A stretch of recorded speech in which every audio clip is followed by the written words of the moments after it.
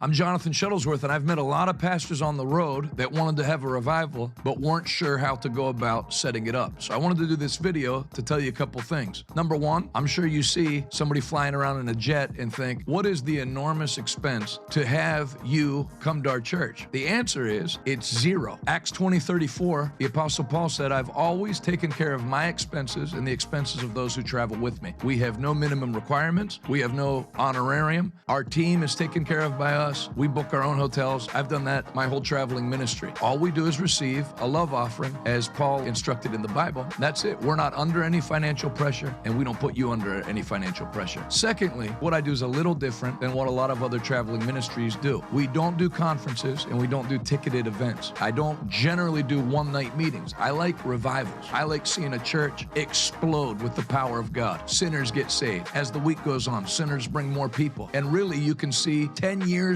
of church work accomplished in 1 week of a strong revival meeting. That's what I like to see done. I don't care about the size of the church. I care about seeing God hit the place. And whatever you start with, seeing it multiply. So what does it take for me to come to your church if you're interested? An invitation. So the information for an invitation is on the screen. I look forward to hearing from you, genuinely. If you're a pastor and you want to see God shake your region, I will partner with you in that. I want to see that happen. So I'll look forward to hearing from you and meeting you this year. Did you know you can take Revival Today with you wherever you go?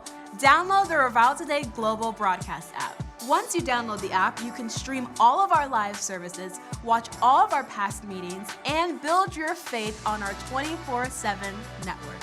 So you can download the Revival Today Global Broadcast app today, available on all major platforms.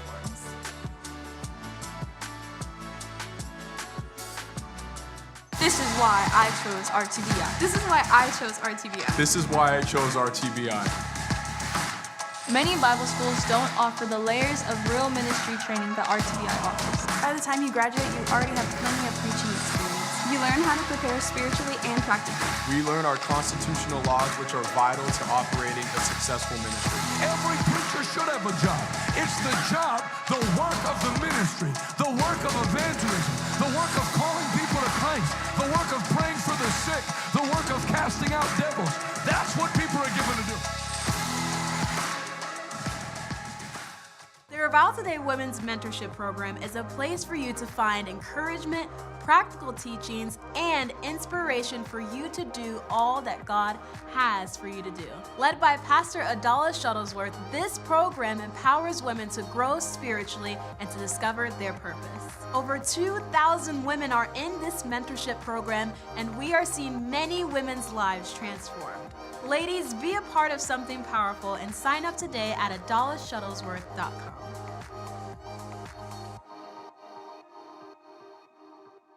What's up? This is Jonathan Shuttlesworth with an urgent and important message. We had the idea to bring toys for Christmas to an area with extremely high childhood poverty. We found a section of Houston, Texas. We announced it, thought we might have 800 kids or so show up. Turns out we're headed towards 20,000 actual attendees that are going to show up. We literally have had to book a 20,000 seat venue for this and have over 22,000 signups with a week to go. I could use you to stand with me. We need 500 volunteers, and I'm asking you, as we put about $150,000 into making an impact, both with bringing joy for Christmas to families that might not have it and broken homes, and you know everything that goes on in America, and presenting the gospel of Jesus Christ. We are poised to maybe see the greatest harvest of souls we've ever had come in a single night. Will you stand with me? If so, the information's on the screen. I could use you to do two things. Be in Houston with me for this great one-day crusade, December 13th at 1 p.m. at Imagine Venues, 11903 East X Freeway in Houston, Texas. It's called Joy to Houston. And to sow a seed into the crusade, which I guarantee you, God will bless you. He said so in Proverbs 28:27. He that closes his eyes to poverty will suffer many a curse, but he that's kind to the poor will never lack. We're going to do that together. This is called Joy to Houston. I will see you in just a few days at 1 p.m. as we make a great impact for Christ at Christmas time.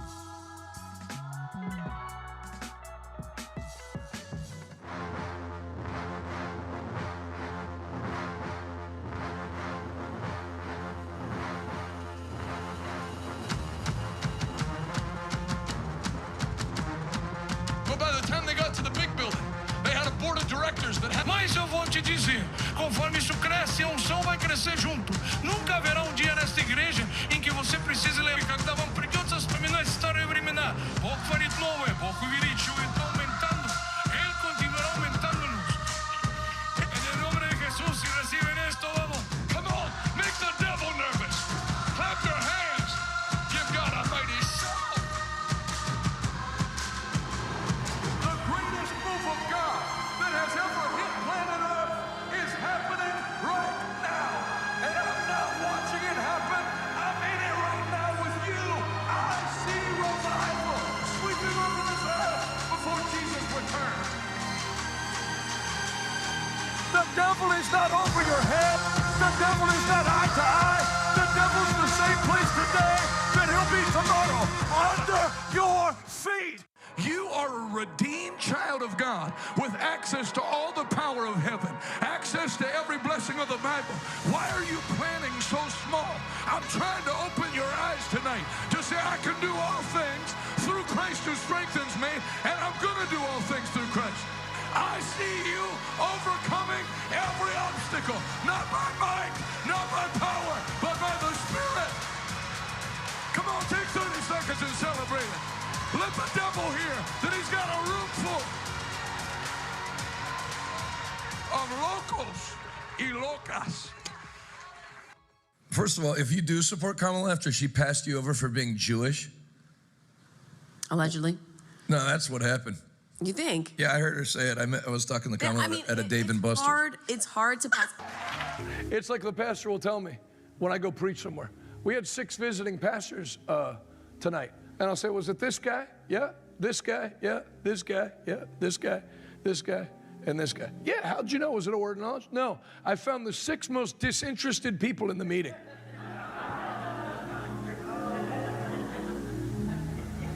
This isn't important, but did both these guys realize this was not an audio-only podcast, that they were going to be live on camera? Have things gotten so bad at the Assemblies of God that that's your set? Guys, we're going to build a set. We have a budget of $91. So here's 91 $1 bills. Go to IKEA. It looks like both of those guys just finished assembling the furniture and then sat down. What are you wearing? What are you saving your good clothes for? He said, that's great, son. He said, if you read your Bible through every year till you're 16, I'll buy you a car. Well, my favorite program at the time was Knight Rider. So I thought I was going to get a talking car with missiles that could like jump over other cars. If I knew I was getting a 1989 Chevy Lumina with bad gears, I might have not been as motivated. That little tree's a nice touch there. Do you think there's too much white on the set? Yeah, maybe. Don't spend too much, but just maybe get like a little tree. So for many years, Abram had to go around telling people, God made him say it. Hello, I'm the father of many nations. Oh, that's great. Where are your children? None yet. I see your grandmother over there, and where's your young wife that's going to have you all the kids? No, that's her. Are you sure? She looks like the Quaker Oats guy. No, that's her. And in the Gospel of John, you have 7 signs pointing to who Jesus is. Yeah, I mean, you know, if you're going to have a guy that boring, maybe liven up the set. You got that guy talking with a white wall in the background. Like, literally, make you want to throw yourself out this window, but it's on the first floor, so I would just scratch myself in the bushes. I'm just reading what's there. It is a bad thing to oppose the worship of the God of Abraham, Isaac, and Jacob. Even the churches that have worked against us since we've been pastoring in Pittsburgh, have you ever heard me bring them up or cause them any problem? Did we ever have the youth group go and put dog poo in a brown paper bag and light it on fire and ring the church doorbell? I'm not saying the thought didn't cross my mind. That's why it's coming out of my heart right now. But the point is, we never did it. The Sabbath is not the day to do that. Pause. So it's on this. Should play this video in Guantanamo Bay to get confessions out of terrorists. He's in cave 12. Just stop it. Continue.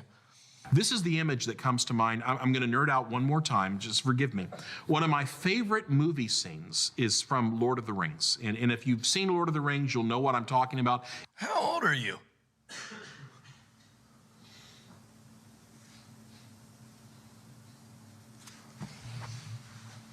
There's the Palace of Gondor. And I bent over and picked my pajamas up off the bed, and when I looked up, there was an angel on the other side of the bed.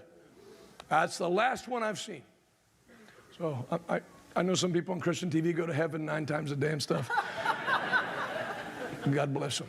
That if lit will light up other fires along the way that will call for aid, is a line uttered by another character named Gandalf, who's all the way back at the first beacon. Gotta be freaking kidding. Gandalf sees the fire being lit, and as soon as he sees the second one, something else that's interesting, and this is where I'm going to kind of nerd out a little bit, so now, forgive me if you're not what was this kind before? of... Holy moly. Okay. So we're going to lose the tough guy talk and nerd out. Let's go. Some of you have received these 10 days. Everybody you know that isn't a Christian thought it was great you were going to church, and the only people you had to hear crap from were other believers. I watched a little of that last night. He said crap.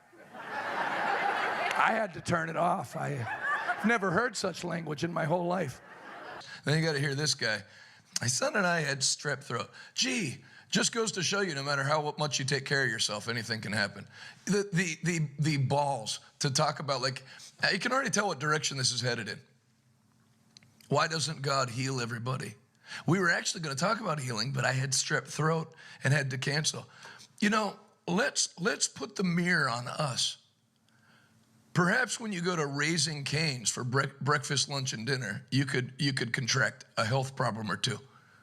Yeah, but it's not your fault. Eat all you want, carry 55 pounds of visceral fat around your stomach, and then wonder why God doesn't heal. This is what this is about. If you went out to eat with me after today and said, now how did that grow like that? I was, well, what we do is we hired a digital marketing team. In fact, if anything, my Instagram works against me. I never had one person here say, I came because of your Instagram. I had people tell me I decided to come despite your Instagram. So God put something on people. I had that happen to me 1 year out of Bible school. I was at a church. I wasn't preaching. I just went to church because it's Sunday, and I'm a Christian. And this lady walked up to me and goes, "You're here." I said, "Yes, I'm here." She said, "I just dreamed last night that you were at our church this morning, and in the dream, I gave you a check for $200. Here's a check for $200. Well, you know, that's the Lord, because if I dreamed I gave somebody a check for $200, I'd just go, "Ooh, glad that was a dream." You got to hear about everybody's little story about why they don't believe in healing. I had a pet monkey, and we prayed for it. It passed away, so I guess that scripture can't be taken literally. James 5. It is a vow to worship the Antichrist and the false prophet that's with him. Now, when my dad preached this in the 80s, Christians' eyes would cross.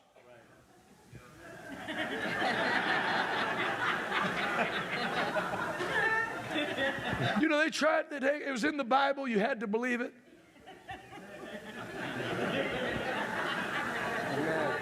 Amen, question mark? How are you going to tell people about getting a mark in their right hand or in their forehead when you could barely fit a computer, when the internet was so slow? I mean, when I was in high school in 1996, I'd put on ESPN.com, hit enter, then go watch a show till the commercial break, come back and it'd be about 3/4 loaded, go back and watch till another commercial break. I mean, if you wanted to read our webpage, it was like a 2-day affair. Of divine healing. Pause. The Pentecost. The guys just flashed me, the production crew. This video was made 2 months ago. How the hell do you get COVID in February of 2024? Are you tithing? How do you get? I haven't heard of anyone getting COVID. My son and I were having some bat soup in Wuhan, and lungs locked up on us. They said we would feel this pressure come over us, and we couldn't get any relief from it till we cut ourselves. You know, I was studying about that because, like, when I was in my late 20s, that started to be a thing. I'd have people come up to me, "Can you pray for me? I'm a cutter." We didn't have that when that I know of.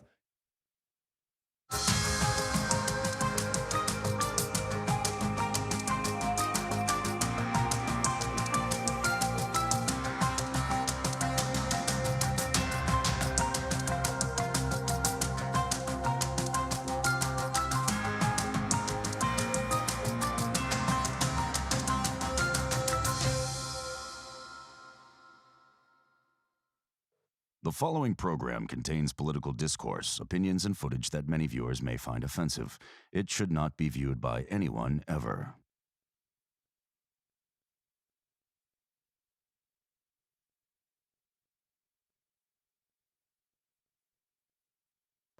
So you made a way across the great divide, left behind heaven's throne to build it here inside.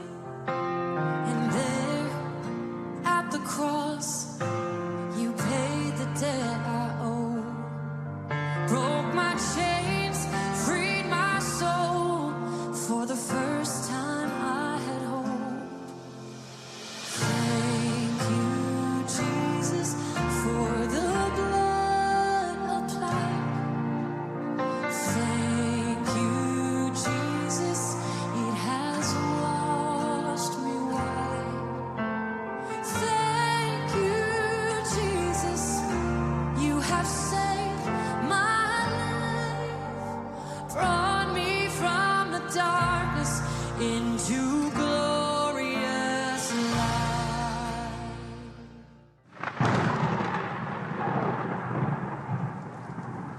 Because it's only in the storm that your faith can grow.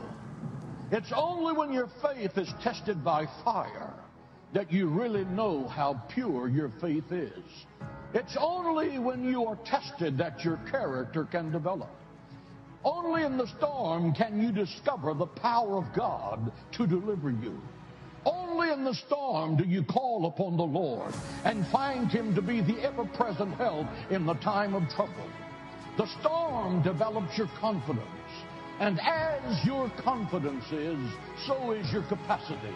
God has you fighting the fight you're fighting now because it's a fight designed to develop your confidence. And when you win this one, the next one will be a little bigger, and you'll have the confidence because of your past victory. And when you win that one, you'll win the next one, and the next one, and the next one, because God is transforming you into a lion of God. He's waiting for persistence to overcome resistance. He's trying to develop in you the character of endurance. For those who endure to the end, the same shall be saved. God put you through a struggle to develop you into who you're going to be in the kingdom of God. God used no one in the Bible until He put them through the university of adversity before He allowed them to be a leader in the kingdom of God. You will have your adversity. You will reach the other side. But God is going to make a champion of grace out of every one of you. Listen to me. When you focus on the threat, you will experience fear. When you focus on Jesus, you will experience faith. When you struggle, when you go through adversity, think about the possibility that God is using your struggle and your adversity. Every opportunity has difficulty, and every difficulty has opportunity. It's only when you come to grips with the difficulty that you will realize your potential. Stop looking at your circumstance and start looking at your opportunity. The things you trust in today will fail you tomorrow. People will fail you. Where do you go when the storms of life are greater than what you can endure? When the storms are great, when the winds and the waves are crushing your dreams, where do you go? You go to the one whom winds and waves obey. His name is Jesus.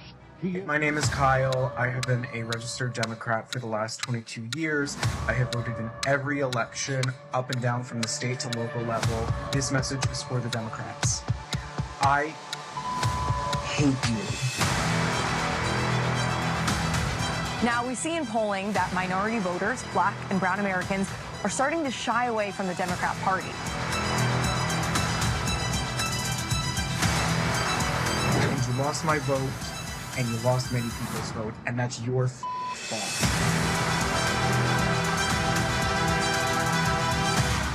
As a progressive, proud member of this body for the last 12 years, I'm done.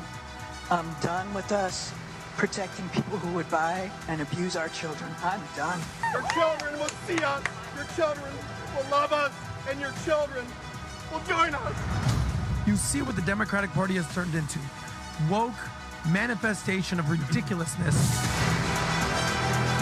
I used to be a lifelong Democrat for years, but the Democrat Party got so far away from what my values are.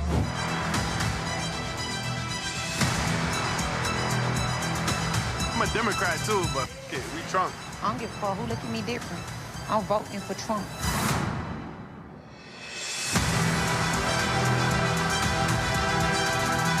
Even my great-grandmother, 95 years old, lifelong Democrat, is going to vote for Trump this year. I was a Democrat, but actually I'm supporting Trump.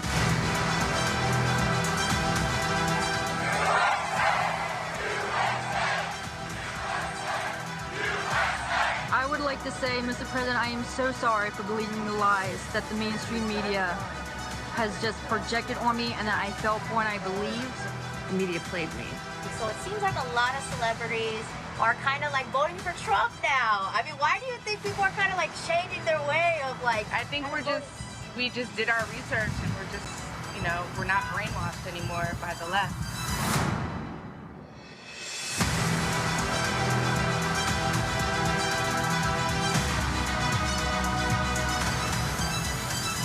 This nation was built on law, order, and pride.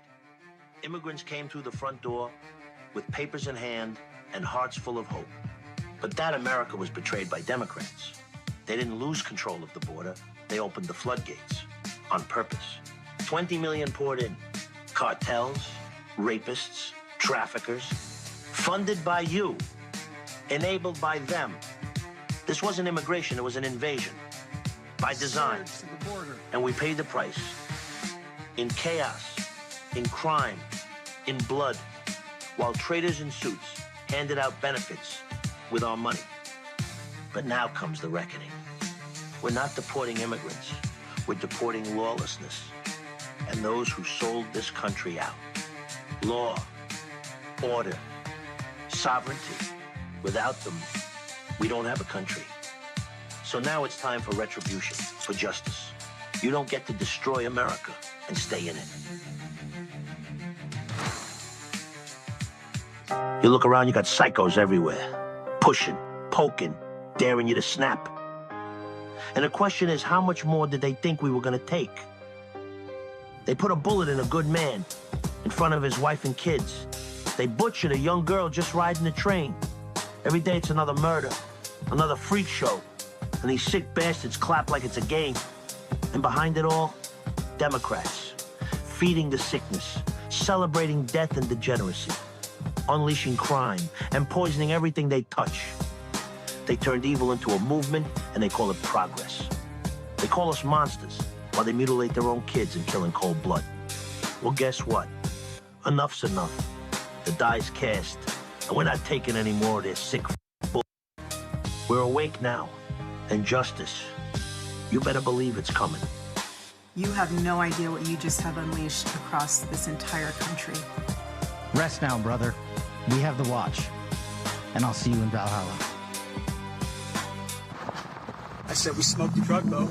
There's 11 narco terrorists at the bottom of the ocean. Boom, boom, boom, boom. Wanna shoot you right down at all your feet. Take you home with me. Put you in my house. Boom, boom, boom, boom.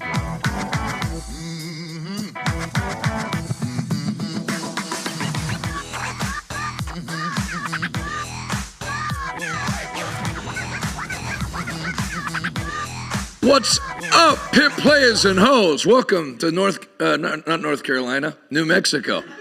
They both start with N, but they're very different states and very different safety on public transportation. Today, Ilhan Omar flirts with deportation. I would put it at 40% that she's going to get deported. It's not looking good. And then if she goes, a lot of people are going to go.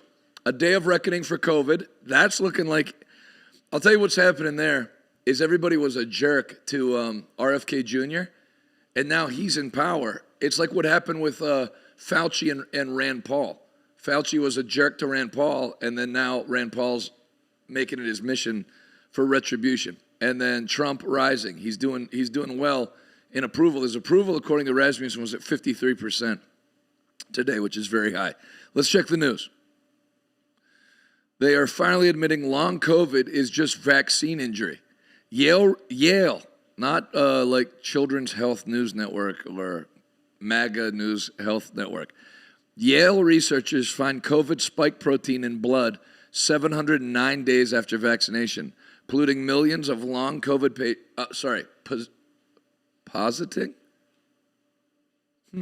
positing millions of long COVID patients may actually be vaccine injured. The whole narrative has flipped in the right direction.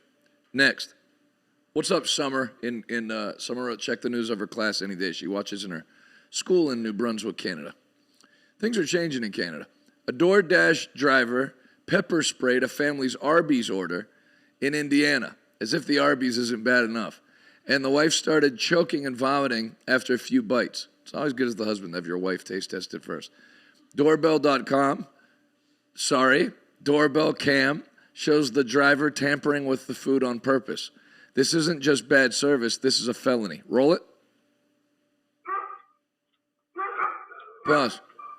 Now, if you do DoorDash or Uber Eats, I'm not saying this applies to you, but I have never seen a semi-attractive delivery driver. It's like, did they know they were taking your picture? Did you have a warning they're going to take your picture? Did you upload that yourself? Mug shots look better. And then here we have another one. They all don't look so great. Keep going.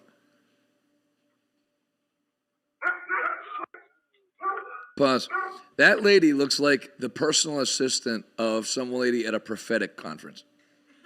Keep going. My wife had started eating and she started choking and gasping, and after she had had a couple bites of her food, she actually threw up. It's pepper spray. It's more than likely what it is, but now in this day and age, it could have been anything. Could have been rat poison, could have been fentanyl. You know, I mean, my wife could have been dead. Definitely want to see her prosecuted. Yeah, she should be prosecuted. Her punishment should be no peanut butter and jelly sandwiches for 30 days. Next. Yes. So where's the tweet that goes with it, below it?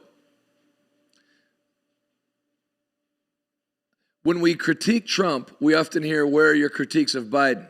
Here's the difference. The Biden administration didn't use Jesus, the Bible, or Christian language to justify its policies, which is total bullcrap, as we'll show you. But let's see the video for a second. Because you didn't say anything about Biden's use of policies that we might not have found. Is that the VeggieTales guy? Do you lose the right to say anything about No, Trump? I think it is. Is that The difference for me is the energizing of an evangelical base, the approval of a large number of evangelicals, and then the employment of explicitly Christian language. That is where I think the church steps in and we say, if it doesn't look and sound like Jesus, it's not Christian. I don't remember the Biden administration making that claim for itself. Yeah, the probably Biden all the administration had carbohydrates. pushed a policy that was decidedly unchristian, and they said they were doing it with God's authority and the blessing of Jesus In a Christ. heartbeat, we'd be all same reaction. And for me, if the evangelical I think church that's the was VeggieTales celebrating creator. that policy and saying, that's this right. is what we voted Look for, gayer. this is what we need. It's right. the number It of looks like if they mixed Ozempic with AIDS. policies that are driven Ozempic. by either fear or hate. Prejudice. Yeah, prejudice towards Scarcity. others. If Biden were doing that, I think we'd all object. But it's Yes. the All right. superintending of all of So this. you're full of under the- crap. didn't say Here's anything Biden, and you guys never reacted. The other one? The one that you just put up before that? The picture? Transgender Day of Visibility. So they say that Biden never used religious language or we would have jumped on him. Today on Transgender Day of Visibility, I have a simple message to all trans Americans. I see you. You were made in the image of God, and you're worthy of respect and dignity. But you never did anything because it's just about you hating Trump because you like dudes. Next. Trump. I love this Ilhan Omar, whatever the hell her name is, with the little turban. I love her. She comes in, does nothing but bitch. She's always complaining. We ought to get her the hell out. She married her brother in order to get in. What a speech. Roll it. Do we have any individuals from Somalia in the group? Please raise your hand. A regular ask not what your country That's can for do for you. Minnesota, you know. That's called the great big Minnesota scam with one What's of up, the Anna's dumbest mom? governors ever in history. Daimi Bougie.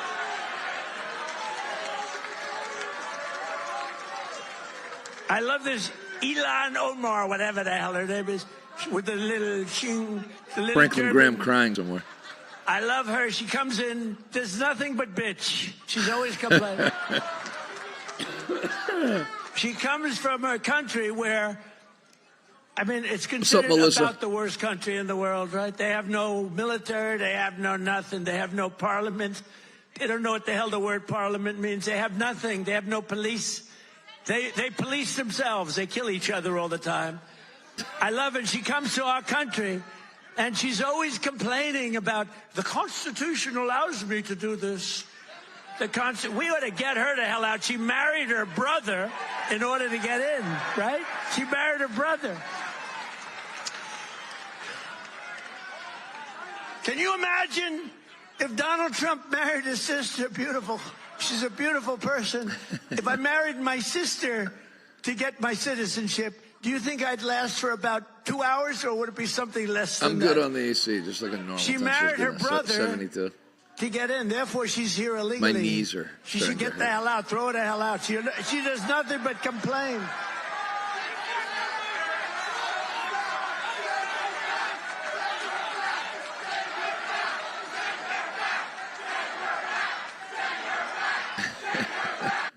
Next.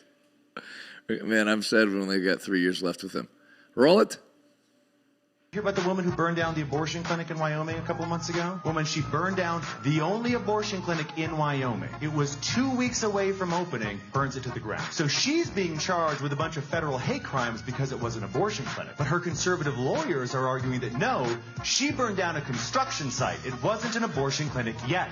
But then the liberal lawyers are arguing that no, it was an abortion clinic. It became an abortion clinic the second they started building it, which means you've got conservatives arguing that a thing isn't a thing until it's totally done, and liberals arguing that clinics begin at construction, and I feel like I'm losing my fucking mind. Good job, good catch. Next. Andrew Huberman, sharing something beautiful with Theo Vaughn. Roll it. Do you pray every day? I pray every day, yeah. Me too. Wow. I'm a scientist, but I'm a believer. You know, I've always believed in God, and I used to hide praying. Because I grew up in a complicated home religiously for different, we've got a real mixed family, but also like the attitudes about religion, very mixed. Some very positive, some not positive. But a few years ago, a friend of mine who was a former Tier 1 operator and he's run some of my security stuff, like he encouraged me to start reading the Bible. And I was like, wow, there's so much wisdom here. And then he encouraged me to start praying. And it's, I like that shirt. I know people are going to, some people roll their eyes. Some people will be like, get it immediately. When you start praying before sleeping in the morning, yeah, I prayed right before I came in here. Went in the bathroom. I literally get on my knees and pray before anything important this morning, at night. And, you know, people, how can you be a scientist and believe in God? And it's I want to get on my knees in a bathroom at gunpoint. As a scientist, you learn that, like, even as a, let's just say a vision scientist, there are animals that can see parts of the visual spectrum that we can't see. UV light, infrared light, pit vipers can see it. Mosquitoes see things we don't see. So the moment you start just thinking, wait, our human brain can understand and make sense of certain things, but not others through logic and reasoning and emotion, you go, well, there's this not just possibility of an entire set of energies out there that we're not aware of. It's absolutely certain. And then you go, well, that's a big leap to the idea that there's a guy, or, you know, and his son is the, you know, is Christ, and Christ was resurrected. But when you start reading the stories and you start like looking at our real world experience, you go, you know, so much of this makes sense, and it doesn't make nature and science any less interesting. It makes it more interesting. It makes it and more important. It's like we're here.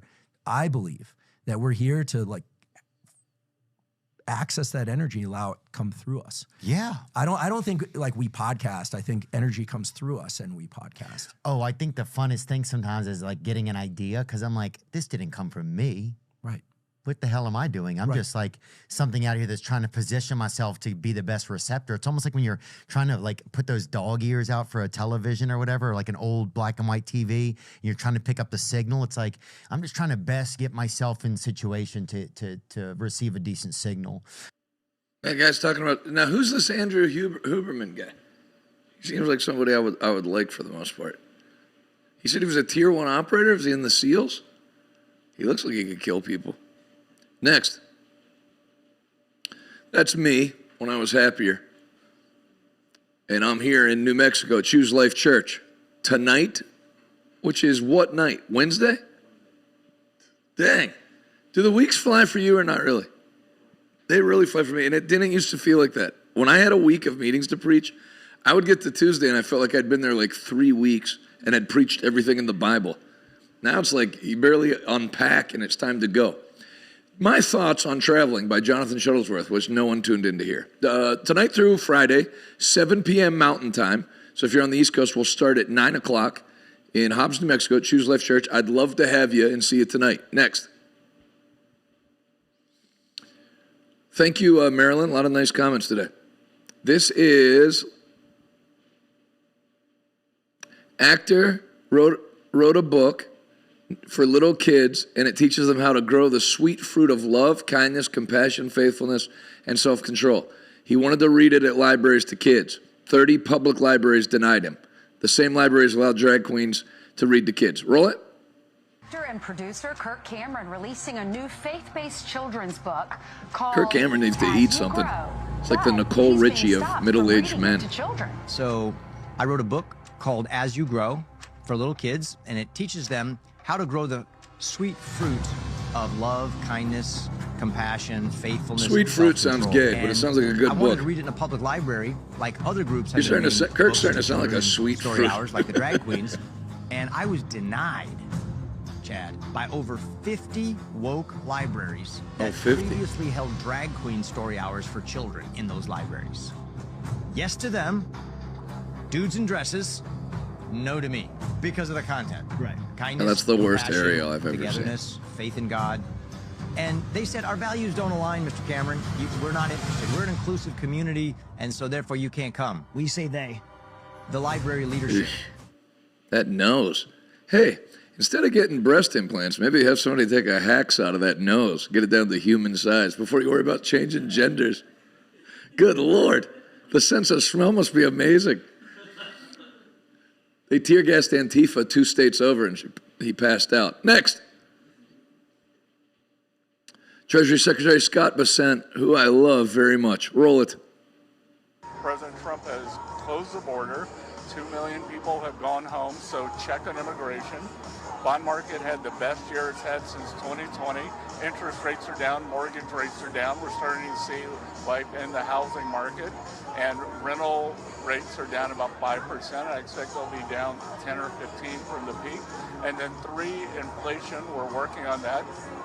The energy prices are down. Gasoline nationally is now below $3 a gallon. It's below $2 in a couple of states. So I Do you know think we're that? on a very good track on inflation. Was it? Gas is at $1.89 in some states.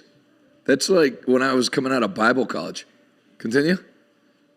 IRS commissioner as well as the Treasury Secretary, and I can see that the president's signature initiatives in the One Big Beautiful Bill, and I tell you, he fought harder than anyone for these. No tax on tips, no tax on the overtime, no tax on Social Security, auto deductibility. That the bill was passed in July.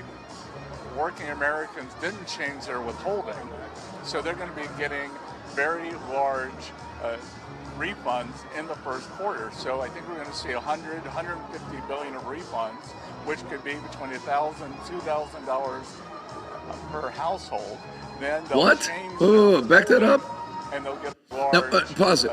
So this is what has Democrats nervous, and this is going to change the landscape of who maintains the House and Senate. Is if households start getting $2,000 and $3,000 checks back from the government, first of all, you don't own enough what they call SHIT coins, because when poor people get checks like that, they start buying altcoins and creating altcoins, and you don't own enough of them because they'll have value for about 4 months. And this is a big deal. They're going to take all. Trump fought for that big, beautiful bill. It passed, but it doesn't kick in till next year.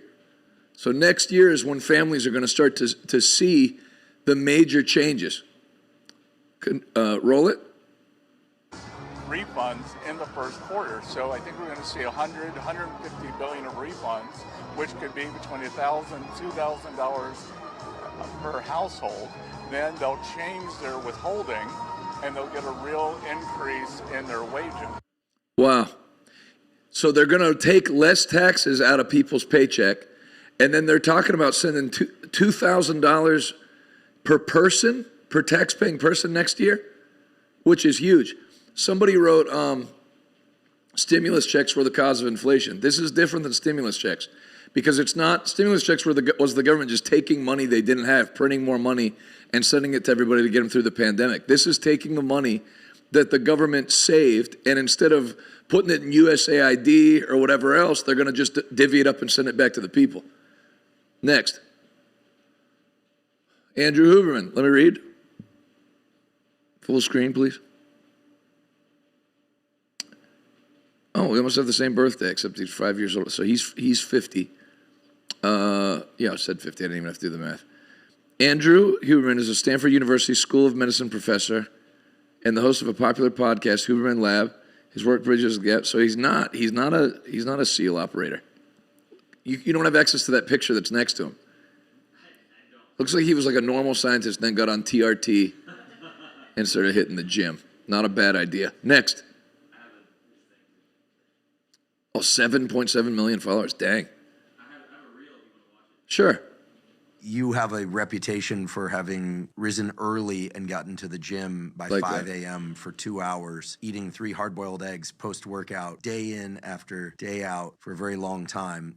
Tell us about that ritual, and do you still enjoy it? It's not a ritual, and I never enjoyed it. It's a reality, and you do it because you need an instrument that you can challenge. And in order to challenge... Hey, how do you do your hair? By sticking your finger in a light socket? Hold on, I got to go out. Keep going. Something, you got to know how it stands. I mean, I could challenge, you wouldn't want me to, the centering of this, but I can only do it if it's already grounded. Then I can try to throw it off. You can't just throw things off. They got to be set before you can throw them off, right? So that is, you just set the mechanism for the day you're going to have to do it. If you don't work when you don't want to work, you're not going to be able to work when you do want to work. Yeah, there's definitely been some things injected, which I'm considering doing after prayer and fasting. I've had the text out to do it and never responded for like the last 4 years because I just don't like doing anything. Next. Remember this, Jim? Now this, if you remember, was during the election last year, and this is when I told you Kamala was going to lose because she started to give off energy like she didn't want to win. She had a reputation in California when she was a lawyer of being extremely lazy. She almost never went to court. She would send like the people under her to go to court, which is fine. I kind of operate like that. But if you're going to run for president, there's no two. You have to move, and the campaign trail's brutal. And at this point, she was completely out of gas. She's in Pennsylvania. Pennsylvania was totally up for grabs at this point. I mean, it's the equivalent of if I was trying to get you to come to Houston with me. And I was like, listen, I don't even really want to go to Houston. I haven't seen a Dawson Camille in a while. No one's coming. And so how do you get behind this? She's like eating, has her hand over her mouth. It looks like she's been like shoved around. Roll it. How are you feeling about Pennsylvania? I am feeling very good about Pennsylvania because there are a lot of people in Pennsylvania who deserve to be seen and heard. That's why I'm here in Johnstown. And I will be continuing to travel around the state. I mean, granted, if I was in Johnstown, Pennsylvania, I'd probably take my own life, but you got to at least put it in effort. Next. It's worse than you can imagine. Tim Walz will not survive this. Roll it. I'm Sandra Smith in New York. So one startling example sticking out concerns a program to help recovering addicts find stable housing. Initial estimates for the housing program was for just under $3 million annually. But an indictment shows grifters fraudulently billed Medicaid more than $100 million last year alone. Garrett Tenney is live on this out of Chicago for us. What do you have, Garrett? Well, Sandra, several of the whistleblowers in Minnesota have told state lawmakers that by the time these investigations are through, they believe the actual size of this fraud, the amount of taxpayer dollars that has been stolen, could be higher than $8 billion. We are already seeing some of that. 2 days into the Small Business Administration's investigation, Secretary Kelly Loeffler says the agency has uncovered at least $1 million in PPP fraud. And the state itself is now looking into the possibility of fraud in another Medicaid program. Minnesota's Department of Human Services is now pausing the issuing of new licenses for disability service providers over concerns of fraud after an explosion in the number of applications for new licenses over the past 5 years, going up 283%, while the number of people needing those services only increased by 25%. Governor Tim Walz, who is up for re-election, is under fire for all of this happening under his watch, but he says they have investigated... See, numbers, if people are paying attention, tip off fraud. 283% more people applied for licenses, but there was only a 25% increase in business. So, it'd be one thing if it was like the oil boom or natural gas boom, where you have a ton of people wanting to go into natural gas because it's pumping. But it's like the same. That's how you know there was a way to make money off of it. How many people were jumping in? Continue. Every claim of fraud that's come in, something whistleblowers dispute. Good point, Smoke. The state is taking the steps it needs to keep it from happening again. We've acknowledged that this is serious, needs to stop. It is stopping. People are continuing to go to prison. I think the good news for Minnesotans to know when that 90-day pause is over and the third-party audits are done, we will have a better picture than yeah, but you're the guy that's the head of the. That'd be like being John Gotti and be like, this organized crime's got to stop. We're going to make sure people are prosecuted. Yeah, but you're the head guy, and money from it went into your campaign, I believe. Continue. Which I think is really good. While all of these investigations are getting underway, Republican lawmakers are sounding the alarm about Minnesota's new paid leave program launching next month that allows anyone in the state, regardless of their citizenship status, to take 12 weeks of paid leave a year paid for by the state. Oh my God. GOP lawmakers say 12 weeks of paid leave for abuse. It's a 3-month vacation. It was written so broadly that you can take advantage of it and abuse it, and no one's going to come looking for you. The taxpayers put in a bunch of money to launch the whole thing. So this is going to be the next horrible thing coming out of Minnesota. And it's next. Betsy, I'm no fan of Ilhan Omar. She's in a lot of trouble. And then Abby Phillips, of course, is going to say she hasn't heard any connection to her because she doesn't. This lady, I'm telling you, is so easily destroyed in debates, and then all she can do is make that liberal disapproval face while people are wrecking all our arguments. Roll it.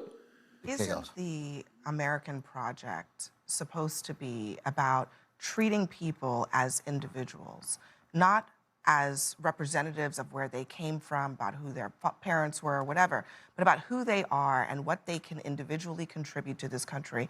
However, what Trump is doing there is basically saying you are worthless if you come from a part of the world that he doesn't think has value. Is that really what we're doing in the United States of America? That's not true in America. That's no, not true. we in America, we do treat people as individuals and appreciate them as individuals. It's one of the greatest things about this country. On the other hand, and I am no fan of Pause it real quick.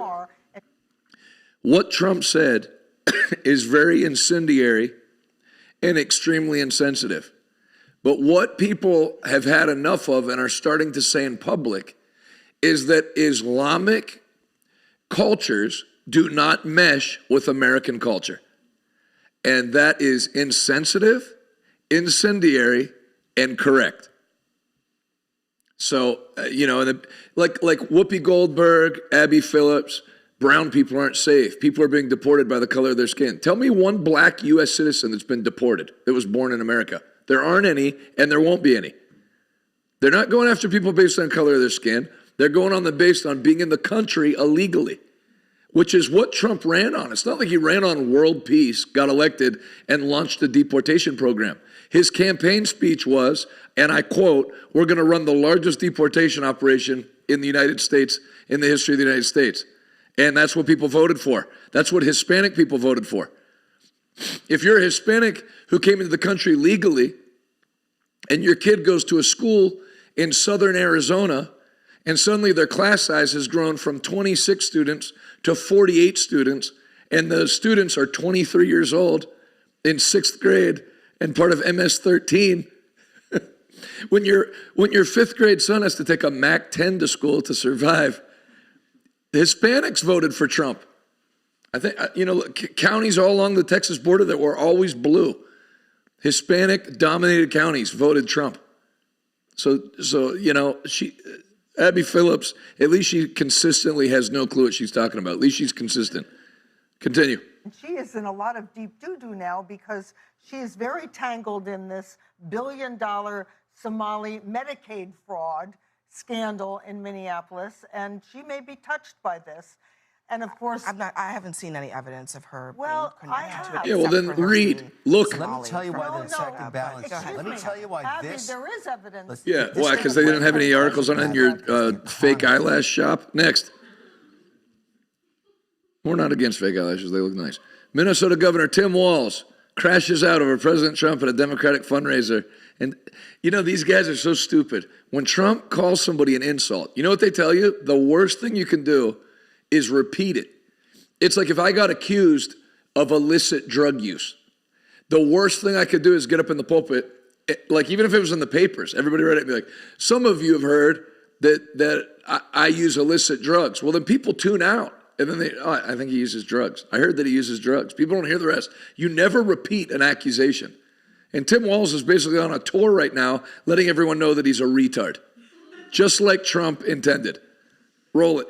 My state are experiencing the pettiness of this administration. I always have to check myself because he brings out the worst in me. Thanksgiving night, I'm minding my own business, playing Yahtzee with my relatives, and I get a drive-by slur from him calling me seriously the R word. Do you stand by that claim of calling Tim Walz retarded? Yeah, I think there's something wrong with him. Absolutely, sure. Yeah, there's something wrong with Walz. If that wouldn't be bad enough, then these failed sons add in and throw that stuff at my children. And then they pile on and start demonizing the entire community of our Somali community in Minnesota that we're incredibly proud of. What are you proud of? That just really rub Donald Trump the wrong way. I'm pretty much guessing it's people who are smart, people who other people like, people who are fit. Yes, I'm petty. Pause. This is the first White House. Yes, the picture of physical fitness. I don't even want to know how many hours you're in the gym. How do you find the time, Governor Walz, to instruct Pilates while running the state? People who are physically fit, you don't have mirrors in your home? Look at yourself. I understand Trump doesn't look like Stallone, but you're not exactly like, do you have people bumping into you? Oh, sorry, I thought you were Schwarzenegger from 1980s. Sorry about that. Continue. It hasn't had a pet in it, and that tells me all I need to know because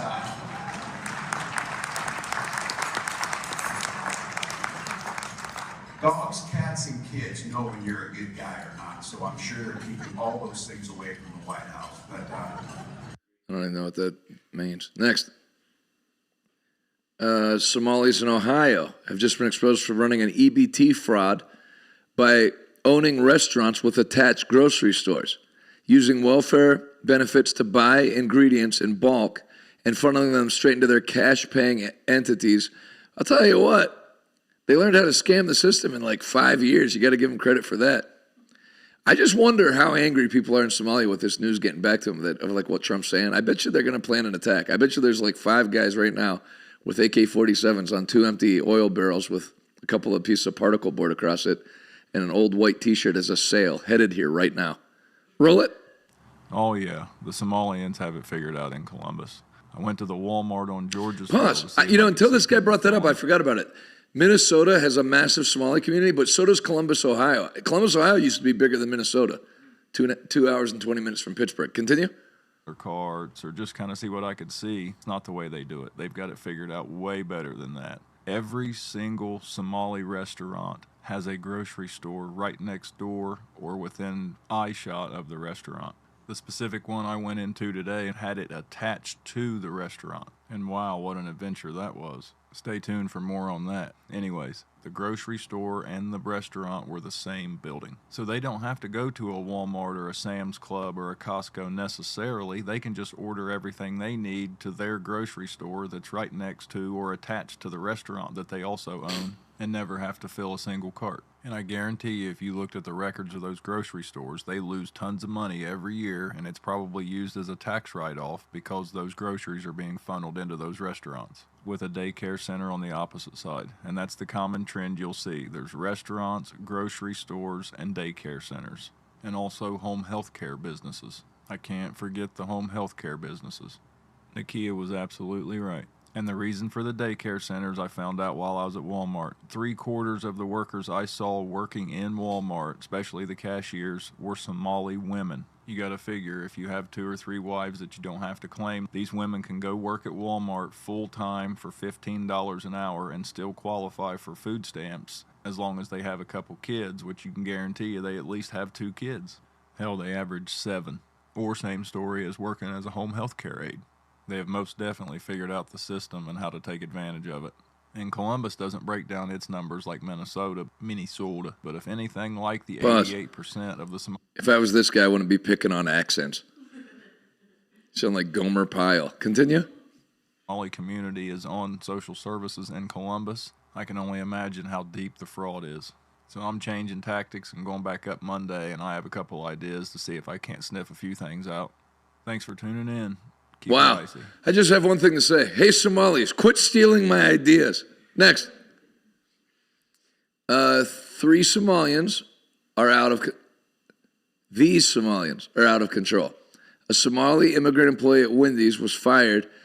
Is she Somali? She looked Indian to me. Roll it.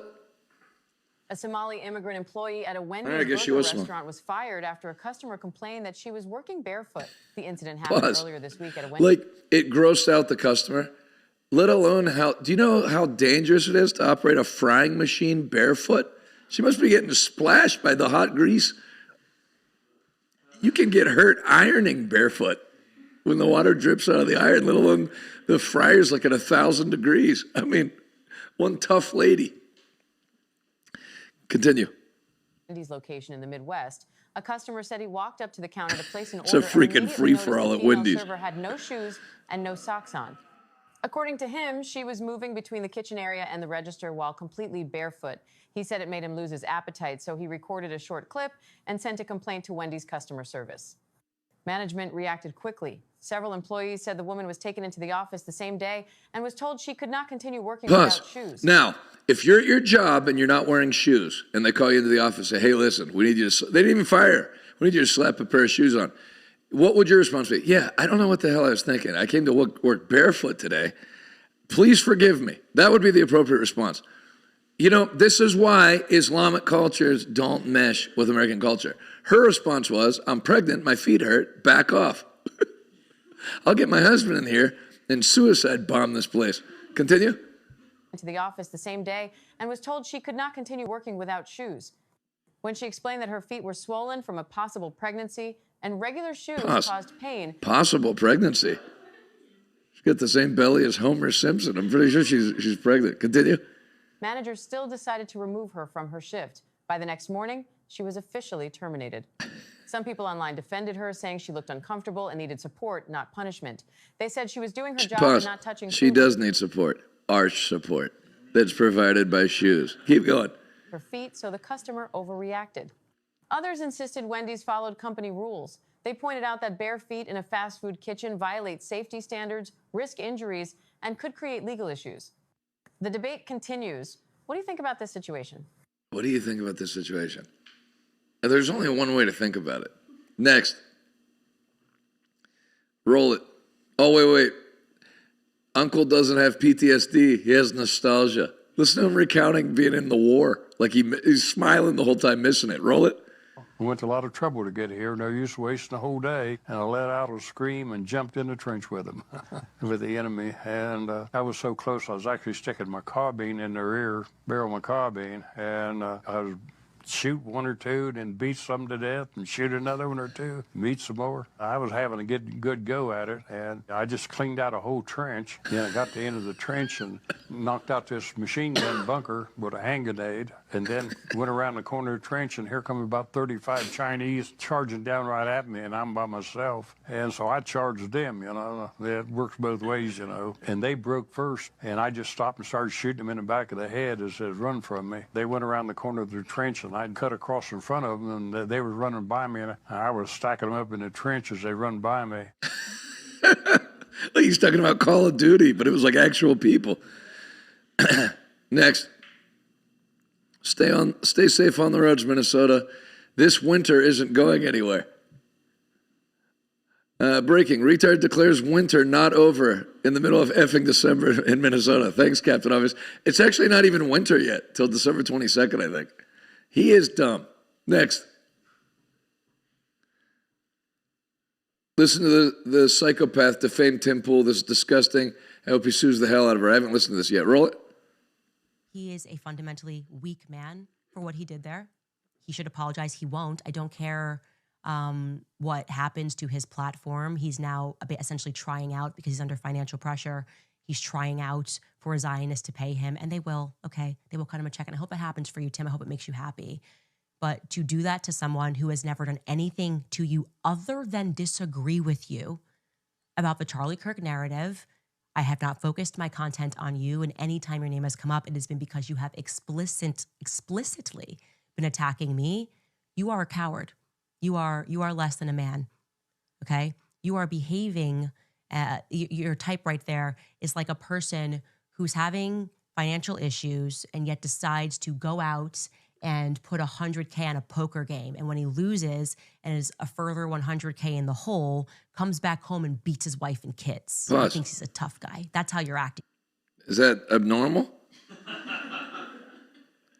I mean, nobody loses 100,000 in poker and just comes home and, wait, what's for dinner? Obviously, you're going to take a couple of swings with the wife and kid. Continue. Right now, I'm not your wife. I'm not your kids. Get your affairs in order and stop blaming me because I'm actually traversing down the path that hasn't been traveled by standing up Did and saying, Tim Pool, can you find that on ChatGPT? Did he lose 100,000 in poker and then hit his wife? Continue. Something corrupt happened and Charlie Kirk was assassinated. And I don't care about your midterms. Is that a menorah behind I it? don't care about your next year midterms and whether or not the Republican Party is united, okay? Because I don't want to stand next to people that would cover up Charlie Kirk's assassination. I hope that I have made my point perfectly clear. Next. Arizona, Los Angeles, Fort Worth, Pittsburgh this weekend. I hope you'll be at one of them. Look forward to seeing you. Next. Clifford drives by Tim Wall's house. Next. This sounds like treason. This is where she's going to get in trouble. And I said I feel like she has about a 40% chance of getting deported. This is trouble. And I'm going to tell you why I don't see this as useless. Because Elon Musk said this sounds like treason. But you know who retweeted it? Harmeet Dillon from the Department of Justice. So watch the subtitles unless you speak Somali. Roll it. jawaabteeda waxay ahayd dowladda Mareykanka waxay ka qabanaysaa wixii annaga aan dhahno dowladda Mareykanka qabo. Waa kalsoonidaas inaan isku qabno annaga Soomaali haddii aan nahay. Wait, start from the beginning. Waddankan annaga ku nool. Jawaabteeda waxay ahayd dowladda Mareykanka. The U.S. government will only do what Somalians in the U.S. tell them to do.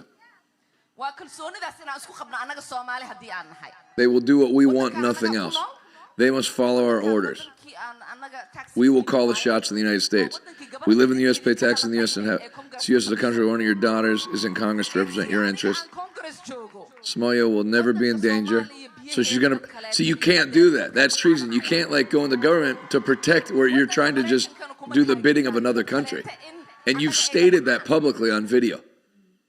It's not hidden camera. Knowing I am here to protect the interests of Somalia from inside the U.S. system. You have a Republican House and Congress and President? I'm telling you, 40% is conservative. It's just, until something happens to someone, I'm not putting anything above 40%. But that if that's not treason, what is treason? Next. Their online comments and social media posts claiming Tim Pool is the kind of guy. Okay. There's recent poker-related mention with Tim Pool. One source claims he ran poorly in a game against experienced players and had the second highest VPIP. He's never been accused of domestic violence. Yeah, so then he can sue her. That is defamation of character. Because I've had people threaten that they're going to sue me for defamation for like stuff I've said on here or tweeted. Defamation is not insulting someone. Defamation is doing something to get money taken away from someone. Like if Rafaela, that's off camera, was going to publish a book, and then I told on Check the News that no publisher should publish her book for these 3 reasons, and they canceled her and she lost the money, she could sue me.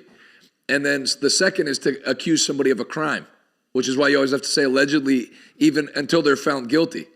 So that's accusing somebody of domestic violence is a crime. Next. Just in. CNBC is nuking the Democrats right now for lying about Donald Trump's economy. Roll it. Pause it. I don't know who the guy on the left is. That's Andrew Sorkin in the shirt with the sleeves rolled up. He's a liberal. I'm sure this is going to make him uncomfortable. Then Becky Quick, who I like. That's the lady. And then that's Joe Kern. I think Joe Kern, who went from liberal to conservative during the Biden administration. Biden so ticked him off. So I just want to watch. I bet you the guy with the tie, Andrew, the younger guy, is going to squirm the whole time they're talking. Roll it. But the affordability issue is from the 22% increase in prices and inflation under Biden. There's just full stop right there. That's the affordability issue. And you ought to be able to explain that better. Right. That's right. And look, I think that with the economic team, President Trump and the economic team led by Scott Bessent, you have people who very much understand this. Yes. And it was they were thrown. Pause. What I would say. Scott Bessent is an all-star. I even did you notice when they interviewed him? He's at Trump's speech in the Poconos in Pennsylvania. So he's with Trump. I'm glad, and I like Elon Musk, but I'm glad when Bessent and Musk got into it and one of them had to go, I'm glad he jettisoned Musk because Bessent is an all-star. And he understands the economy. He's from the private sector. Everybody owes him an apology that said the tariff thing was either messing up the bond market. This thing has gone great. Continue. The worst economy for the average American in my adult lifetime in terms of the... Pause. Like you said. So Jay Clayton, former SEC chair, said in his opinion, he looks older than me, probably 10 years older than me. So he's mid-50s, I would guess. He said in his lifetime, it was the worst economy for the average American that he's ever seen under Biden. And then that is what Trump was handed, and he's fixed it in under a year. And it's going to get better. Now it's fixed. Now it's going to get better. Continue. The incredible increase in prices at the household. Next. This is a joke in poor taste, but I'll let you decide. Roll it. Have you ever heard of my Nazi knock-knock joke, Louis? No. Knock-knock. Who's there? We will ask the questions. Next. Now get out of here. Trump, overnight presidential job approval is in. Single overnight approval for last night, 53.72%. He moves up 3 points today in the 5-day rolling average. So that's very high. And I know people malign Rasmussen, but they've been more accurate than all the ones people like lately. Next. U.S. Navy is moving their planes with electromagnetic attack weapons to jam and take the electronics out. They've just flown into our base in Puerto Rico. Puerto Rico is right by Venezuela, so it looks like that attack is imminent. Next. Here's the guy. Let me see full screen. The man stabbed in the chest by an illegal alien on the train in Charlotte, North Carolina. Kenyon Dobie is in critical condition with a tube in his chest, pumping blood out of his lungs. According to authorities, Dobie was the only person who stood up, good for him, told the drunk illegal to stop screaming at riders, including an elderly woman on the train. For his efforts, he was knifed in the chest.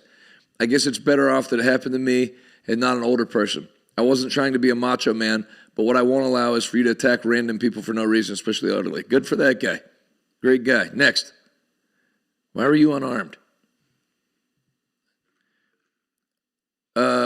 This is last night, the Pittsburgh Penguins had Gay Pride Night, and on Gay Pride Night, they had a competition to see how many hot dogs everyone could eat. Probably not the best day for those two promotions to collide. Look at the caption, keep eating. So either somebody's like a homeschooled, oblivious, pure-hearted person working for the Penguins, or two guys that are like me, were laughing their rear ends off the whole night. Next. U.S. Appeals Court has just upheld the Trump administration's ban on transgender service members. Great. See the pictures? There's Pete getting mocked on South Park. Oof. Why do you want to be in the military when you could be at the Sephora counter? Next. Where did the state get the idea to push the vaccine? Remember we talked about yesterday that they used churches? It's all come out and paid them to promote the vaccine. Here's Rick Warren in 2008, Purpose-Driven Life at the World Economic Forum. Roll it. Here at Davos with a lot of my friends, and we're talking about what are the biggest problems on the planet and how are we going to solve them. Right now, I think there are 5 what I call global giants: extreme poverty, pandemic diseases, illiteracy, corruption, and the spiritual emptiness. These problems are so big, nobody's been able to solve them. You're going to take 3-pronged strategy to do this. There's a role for the public sector, there's a role for the private sector, and there's a role for the faith sector. Houses of worship have things that businesses and government will never have. In the first place, we have universal distribution. The church was global 200 years before Davos ever talked about globalization.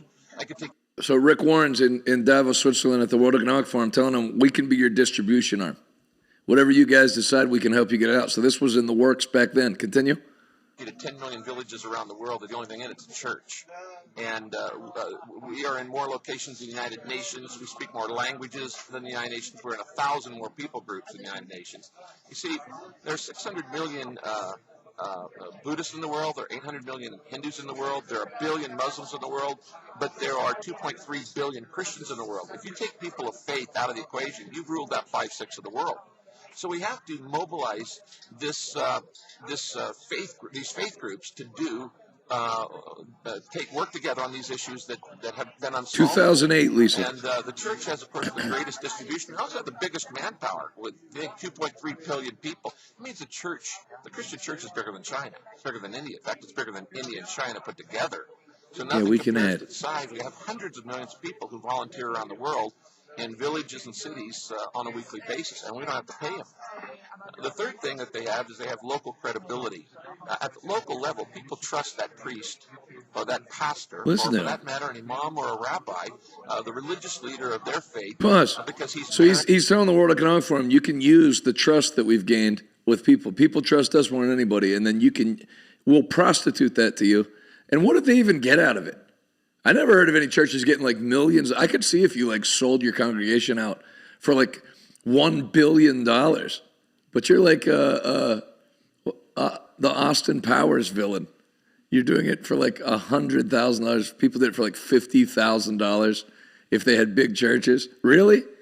You're going to help kill people in your congregation for $50,000? A lot of the churches that did that would be like less than half a week's operating budget. Whatever, Rick. Keep going.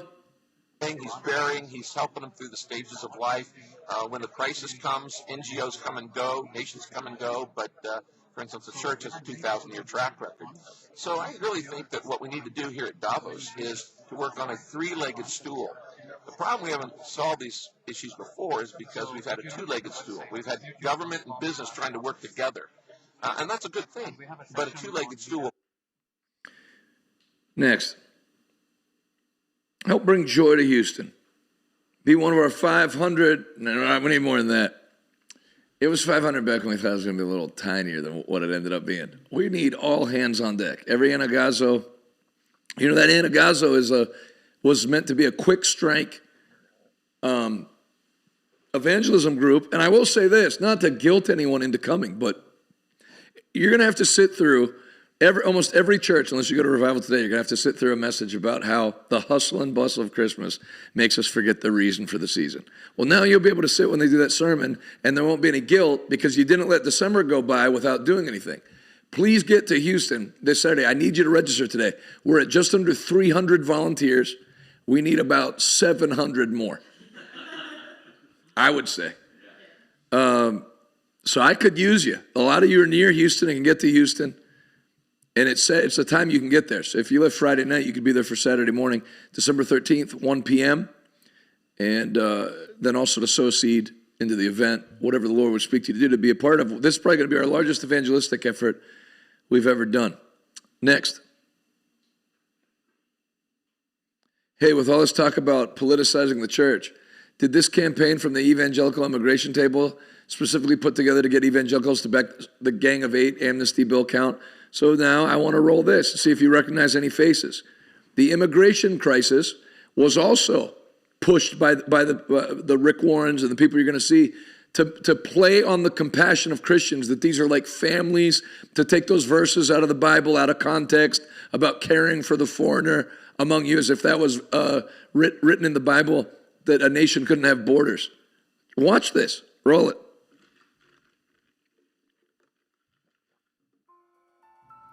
When the Son of Man comes in his glory, and all the angels with him, he will sit on his glorious throne. All the nations will be gathered before him. And he will separate people, one from another, as a shepherd separates the sheep from the goats. He'll put the sheep on the right, the goats on his left. Then the king will say to those on his right, "Come, you who are blessed by my Father. Take your inheritance, the kingdom prepared for you since the creation Shame on of the all world. you. For I was hungry, and you gave me food.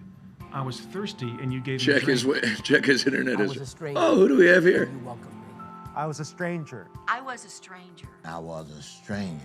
Fui extranjero y me invitaron a su hogar. I was a stranger, and you invited me in.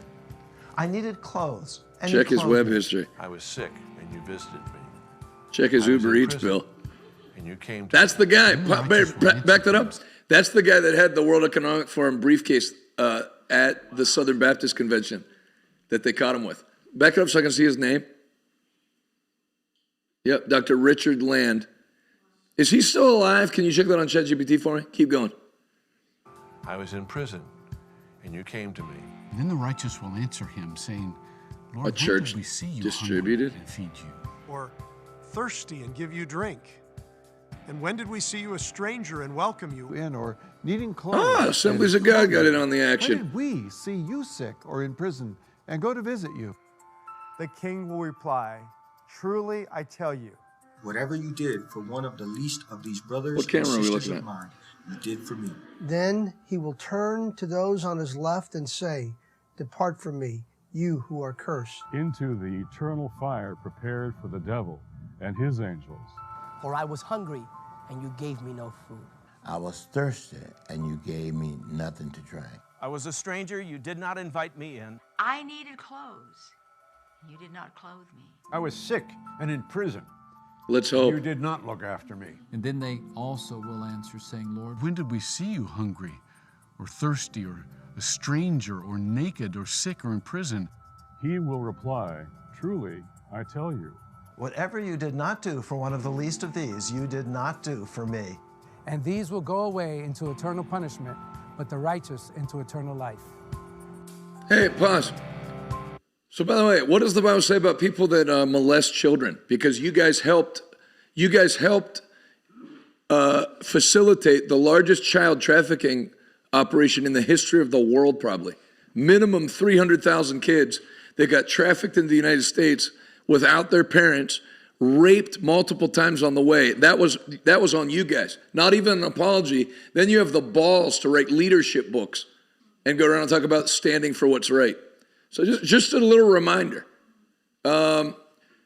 Take the I Was a Stranger Challenge, evangelicalimmigration.table.com, which gave you resources to engage your church, to tell them about how we should open the borders and do that policy, and then also to engage with their government to say that you promote it.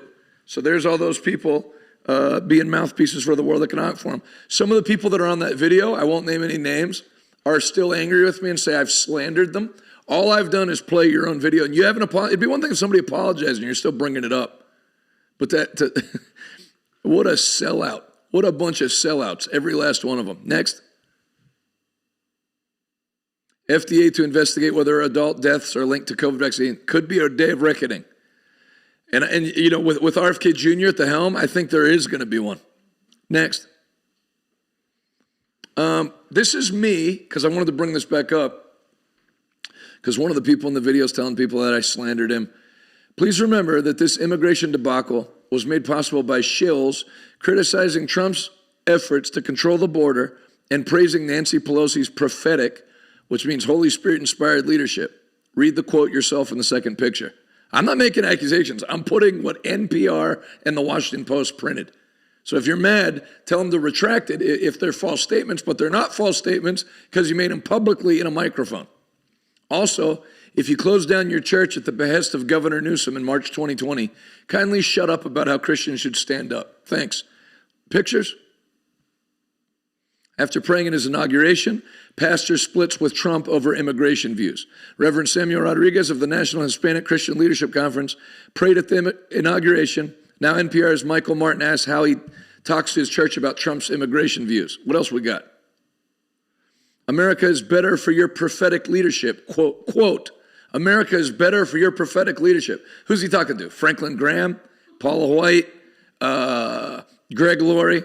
The Reverend Samuel Rodriguez, president of the National Hispanic Christian Leadership Conference, told Nancy Pelosi, Sam Rodriguez told Nancy Pelosi, America is better for your prophetic leadership. Now, in what universe does Nancy Pelosi have prophetic leadership? Even if you think she's a good leader, which I haven't met anybody that thinks that, prophetic? At an afternoon news conference attended by the leaders, as well as a dozen young dreamers, a group of some 700,000 young undocumented immigrants who fall under a program called Deferred Action for Childhood Arrivals, or DACA. Is that it? No, we got more. Seriously, how do you do this and then go on a tour about how the church needs to stand up? I actually would like an answer. I really would like an answer, rather than just getting mad and blocking me on all social media. Let me see it. Protect America, an event to promote the physical well-being of our nation. Pastor Samuel Rodriguez to participate, Los Angeles 2021. As the United States continues to take aggressive action to reduce COVID-19 infections across the country, Pray.com will host Protect America, a faith-based conversation to promote life-saving vaccines. The stated purpose of the event is to promote the vaccine, with Pastor Samuel Rodriguez and Director of the National Institute on Minority Health and Health Disparities, Dr. Alicio Perez-Tablé. The broadcast is available here. Keep going. The discussion between Dr. Perez-Tablé and Pastor Rodriguez will focus on ways Americans can protect their health, provide facts about COVID-19, and deliver a faith-based perspective on vaccine uptake. Not whether you should or not, how to increase it. Because the group they were having the hardest trouble selling it to was Hispanic evangelicals. So you had a couple of sellout volunteers say, I'll help you, and deliver faith-based perspective on vaccine uptake. Together, they aim to increase fact-based understanding of the safety of the COVID-19 vaccine. Remember, connect this back with Rick Warren, 2008. We have their trust. You can use us, especially in communities that have shown a higher rate of vaccine hesitancy. Quote, the Biden administration is thankful for the work of Pray.com. The Biden administration is thankful for the work of Pastor Sammy Rodriguez and faith leaders around the country who are encouraging their fellow Americans to get vaccinated against COVID-19, said Josh Dixon, White House Senior Advisor for Faith Engagement. Trusted messengers, including faith leaders, are playing a critical role fighting this pandemic by sharing the facts about the life-saving COVID-19 vaccine with their communities. Pastor Rodriguez will deliver critical guidance about the life-saving measures available to protect oneself, one's loved one, and one's communities from COVID-19. Got some splaining to do. It's all coming down now. Next. President Trump's incoming NASA head, Jared, full screen, Jared Isaacman just set the world record for the largest flag flown in free fall. This means the USA holds the record now. I mean, great. Roll it.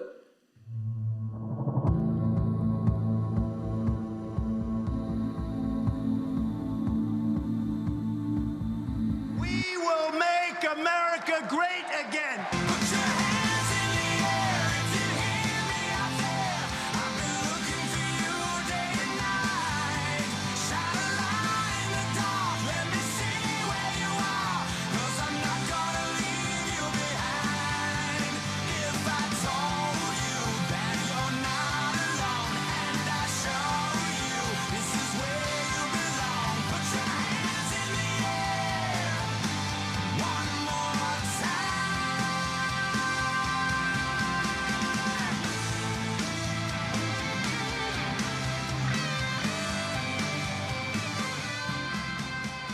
Nice job. Next. Democrats are panicked about what's to come in 2026. Major Trump policies will take effect on the economy. No tax on tips over 20. I'm telling you, a lot of you, your paychecks are going to radically change next year. No tax on overtime after $12,500. That's nothing. Social Security deduction. No tax on American-made car loan. No tax on American-made car loan interest. So if you get a loan for an American-made car, you don't pay tax on that loan income. Green new scam regulations cut, lowering the cost of cars between $1,000 and $2,000. Child tax credit expansion to $2,200, indexed to inflation. This is massive. Roll it. On tips and overtime, there's a max reduction for tips is $25,000. So imagine if you are somebody who uses tips as part of your salary or to make your living, that will have an impact. The senior deduction, you have to be 65 years old. It phases out at $75,000. But again, for people who are saying gas prices, which are lower, but that food prices are higher, that it's hard for them, that might help as well. There's a no tax on car loan interest. Now, that can be helpful, but what might be even more helpful is what they announced last week, which is they're doing away with some of the EPA rules on these car and fuel mileage. That actually will help bring the cost of cars down probably even more. And then a child tax credit expansion. That's very bipartisan. A lot of people like this. A lot of people love to see good economic news, but I would say Josh Holmes, our next guest here. Josh, you know communications very well. To me, economic communications is one of the hardest things. If the economy is great, everyone feels it. If it doesn't feel so great, it's hard to convince people that it's going so well. One question for you. How important is it to find the right ratio for President Trump to say, look what I inherited from President Biden, but also to look ahead at what's to come? Yeah, well, listen, I think President Trump is doing exactly what he needs to do in terms of getting out there and selling this. You cannot let Democrats frame an affordability debate. Thanks, Josh. Wake up. Next. Do you believe in God? Roll it. Who do you look up to the most? The Creator. What's your current position on God? God is the Creator. You don't believe in God, though, do you? Well, I believe this universe came from something. People have different labels. Next. This is Wendy Bell. Used to be a host in Pittsburgh. I think they canned her during the COVID stuff. Is that right, Ben? There's no money in peace. It's a good take. Roll it, Wendy.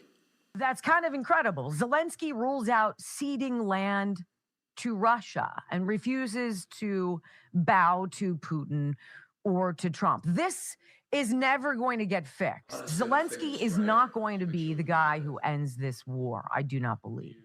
And then what else do we know about this? We know that there's a huge scheme going on. As one of his top aides, in fact, multiple people in Zelensky's inner circle in Ukraine are being investigated now in a $100 million kickback scandal that has so many of the same parallels of everything that's going on in Minnesota with the Somalians, with the COVID welfare fraud, and We're the all same of personal that. trainer, man. Her It's for a all while. the same deal. And this picture I see of Zelensky saying, I'm not going to do it. Well, who's he with? He's with all of the other imperialists, all of the globalists. Keir Starmer, there's Macron, right? They don't want to get let go. They don't want war to end. They don't want the grift and the gravy train and the extras to stop. And I would imagine that for somebody like my father, who was 84, knowing how much of our money, $30 billion so far that's gone to Ukraine, and Zelensky says he's only received 76 billion. Well, where's the other 50 odd? Where did it go? Well, we said it so quickly, we didn't set up the guardrails to protect it. Oh, is that like COVID? Hurry, hurry, hurry. We need to get this done right away. This is a strategy. It is a Democrat strategy. The strategy has worked forever and a day. Think about COVID. Oh my gosh, we have this virus. It could kill everybody. Quick, stay home. Keep your ears glued to the radio or the TV. We'll tell you when it's safe to come out, and we're going to have something for you to roll up your sleeves and take. But it's for the greater good, and so you'll be happy to do that. Won't you? And then quick, we got to hurry. Roll it out quickly. Emergency use. And then everybody gets hurt. Or we at least are left with questions. What just happened to us? I get people who don't want to hop back on the hamster wheel. I understand people who don't want to pay attention as closely as we pay. But all of these stories go back to one thing, and it's really crappy oversight. That's two things, and it's blatant greed. Great job for the last 5 years, especially, Wendy Bill. Next. Wise men who brought myrrh thought they all agreed on a spending limit. I've joked about that for a while. Babylon B as well. Next. New Year's Eve service. New Year's Eve, 9 p.m. to 1 a.m. That's where we give the prophetic theme for the year. Register and be there. It's at the Doubletree by Hilton, Pittsburgh Cranberry. Next. The best. Roll it. Men. Sorry. Women.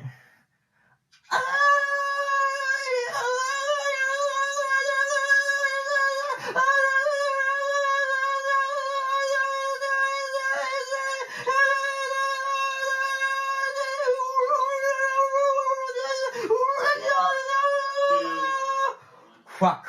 Oh, I didn't see that he was blocking it. Sorry, folks. I thought I was going to go sorry at the end. Next.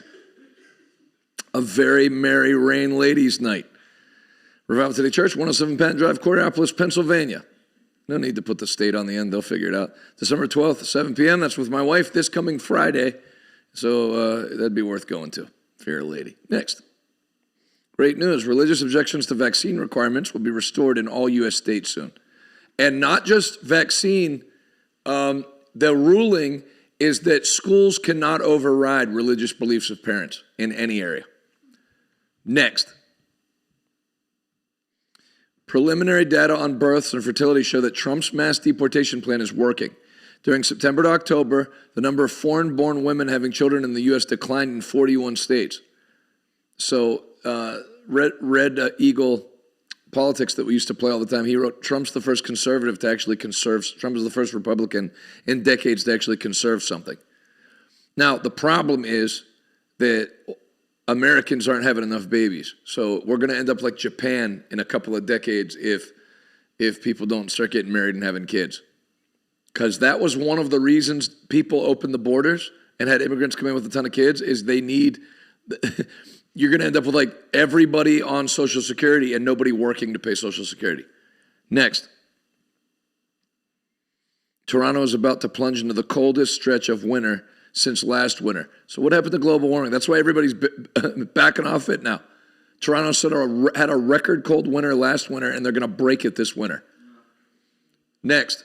Coldest Islamic city in the world. Dr. Deborah Birx, who apparently has not paid attention to anything, is demanding that pregnant women be vaccinated, tithered, and given booster shots. Tithered? She says that if pregnant women have never been vaccinated, then we need to vaccinate them all. Her comments come as the CDC vaccine panel votes to stop recommending the hepatitis B birth dose for all newborns. Read the room, Deborah, piranha teeth. Watch her teeth. She's got meth teeth. Roll it.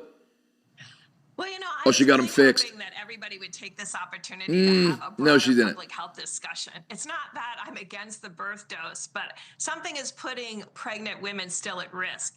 And we should be concerned both about the pregnant mom and the baby. Nice. And I want to know what we are doing That's a beautiful scarf you're wearing around your neck of a large boat chain. Continue.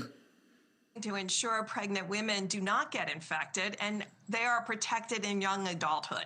And so we have some really significant questions since we started the birth dose in the late 90s. Many of those women have reached childbearing age. Are they still protected against infection? And we know they're protected against what we call chronic active hepatitis, but are they protected against infection? So we need to be titering pregnant women. Titering, not tittering. Them if Got they it. need to. And pregnant women who have never been vaccinated, we need to vaccinate them. I think it's okay to have a safety net for the babies, but let's figure out why we have failed women. Go away. Next. Oof.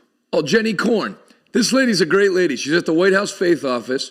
She's been with Trump. She's the only remaining member from his 2016 to 2020. She's the only person that started with Trump on day one in 2016 and finished when he finished, and then she's back again now. Great lady. Roll it. Amazing time at the White House Christmas party. Just so beautifully decorated. It's cold. Magalis is there, by the way. got to see everybody who worked so hard at this White House. President Trump came down and thanked us for all our hard work and recognized the faith office and even brought Paula up to pray. You have the whole faith office here. We have a faith office in the White House. First time that's ever been done. Who is a member of the faith office here? And as a full staff, we all prayed together and remembered the reason for the season. Merry Christmas. Great job, Jenny Korn. Great job, Paula White. Great job, everybody at the Faith Office, who, by the way, are responsible for the 3 tractor-trailer loads coming into Houston. I want to say a big thank you to the National Faith Office and Paula White, in particular, Todd Lamphere, Jenny Korn. Love you all. Next. 21 days of prayer and fasting. Please sign up today, and please attend at least 3 days. We'll talk about it later, but we're doing 6 a.m. to 6 p.m., Pittsburgh and L.A. I'll be in L.A., I'll also be in Pittsburgh. So you got 2 coasts to pick from. Next. Scott Bessent. Roll it. Then pause.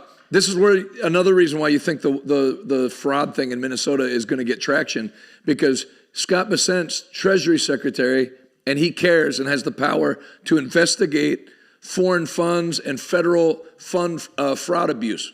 Roll it. That money has gone overseas, and we are tracking that both to the Middle East and to Somalia to see what the uses of that have been. Okay, but you have no evidence of that money being used to fuel terrorism at this point, which is what some conservatives... They haven't started the investigation yet, That's stupid. why it's an investigation. Yeah, we started it exactly. last week. We'll see where it goes. But I can tell you that, it's terrible. Representative Omar tried to... I mean, this dumb... I would love to get on one of these shows. I'm not saying like I'm hoping they invite me, like I'm thirsty. I'm just saying if they ever make the mistake of doing an expose and asking me to sit down for an interview on something on my ministry, I'm going to talk about all this stuff. So you don't have any evidence yet. Did you wait till there was conclusive evidence before you accused Trump of Russian collusion? You jumped on it day one. You dumb broad. Light her up, Scott. Oh, it was very, it was very tough to know how this money should be used. Yeah. She was gaslighting the American people. Well, we'll talk to her. Yeah, but when you come to this country, you got to learn which side of the road to drive on. You got to learn to stop at stop signs, and you got to learn not to defraud the American people. Love this guy. I hope he's president after Trump. I doubt he even has any interest in running, but I would vote for him in a heartbeat. Next.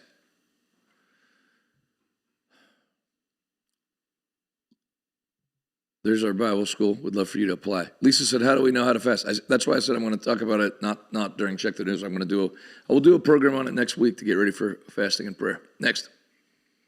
But basically, you don't eat from 6 a.m. to 6 p.m. You're exempted if you're 70 or older.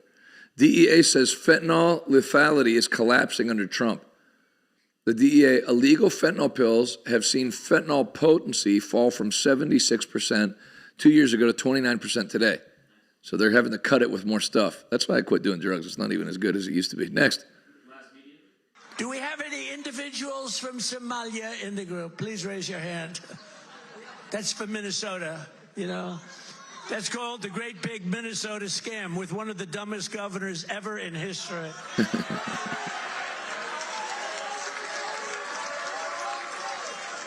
I love this Ilhan Omar, whatever the hell her name is, with the little turban. I love her. She comes in, does nothing but bitch. She's always complaining. She comes from a country where, it's considered about the worst country in the world, right? They have no military, they have no nothing, they have no parliament. They don't know what the hell the word parliament means. They have nothing, they have no police. They police themselves. They kill each other all the time. I love it. She comes to our country, and she's always complaining about the Constitution allows me to do this. We ought to get her the hell out. She married her brother in order to get in. Right? Cleanse our palates, Britt Gusmus.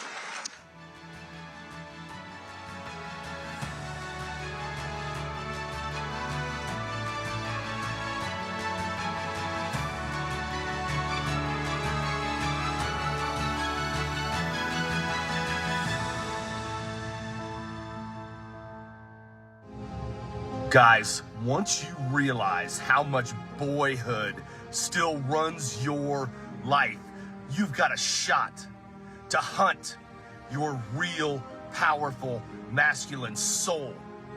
Lay your boyhood down at the cross so your man can pick it up and lose his life to Jesus and find out what a real man is. I want to ask, Father, thank you for everybody who watched today. I pray you'd bless their lives, lift every issue of concern. Give us a great day, a supernatural day in your presence. Thank you for blessing these meetings in Hobbs and Choose Life Church. And I pray that these final 3 nights would be supernatural and powerful and impactful in people's lives. Let every person watching today receive your blessing in a visible and pronounced way. In Jesus' name, amen. If you have never received Jesus Christ as your Lord and Savior, please pray this with me right now. Say this out loud. Heavenly Father, I admit that I've sinned. I repent. I believe in my heart you raised Jesus from the dead. I confess with my mouth Jesus is Lord and my Savior. In Jesus' name, amen. If you prayed that prayer, welcome to the family of God. Please do what it says on the bottom of the screen. Go to revivaltoday.com and click I just got saved. When you fill that out completely, what's up, Evangelist John Morgan? Nice to have you on. When you fill that out completely, I'm going to send you my wife's new devotional Bible, Path to Dominion, 16-week devotional. There it is. The Path to Dominion, a 16-week devotional, walk in God's plan for your life. And I will send it to you as soon as I hear from you. And I pray everybody watching is right with God. This is no time, both from the negative standpoint and the positive standpoint. This is no time to be unsure of your salvation when wickedness is abounding and there's violence everywhere. And then secondly, there's no time to be outside of the covenant with God when you could be having the greatest months of your life in covenant with God. So if you've not done that, rewind it and pray it with me and fill that out. We love you very much. I would love to see you at one of our 4 church locations this weekend. Saturday is Arizona and Los Angeles. Sunday is Fort Worth and Pittsburgh. I will be in Fort Worth, Texas live. Good to see you, Jane. And then I'm going to send you a shirt to thank you for helping us for our Houston Christmas outreach. There it is, the Nutcracker with Gavin Newsom. You're going to love wearing that shirt. If you have to go anywhere for Christmas parties that you don't want to go, that's a great one to wear where you'll be asked to leave. Thank you for sowing a seed. Everybody that is a partner or friend or in any way connected with Revival Today, this is a great day to ask the Holy Ghost what he would have you do, as we are going to do the largest evangelistic event we've likely ever done in the 23-year history of our ministry this coming Saturday at 1 p.m. Here's the ways to give. RevivalToday.com. You click Give Now. You can scan that QR code. Zelle, Venmo, PayPal, #donate on Facebook, Apple Pay. You can give cryptocurrency immediately. You can text GIVE to 75767. If you would like to mail a large check from where you're at right now in time for this, Revival Today, P.O. Box 7, Prosperity, Pennsylvania, 15329. I'm believing for some businesses and people that have the ability to do so to make a big move. Then don't forget to claim your offer at revivaltoday.com. Claim my offer. There you pick your shirt size, and it ensures we know where to send the gift.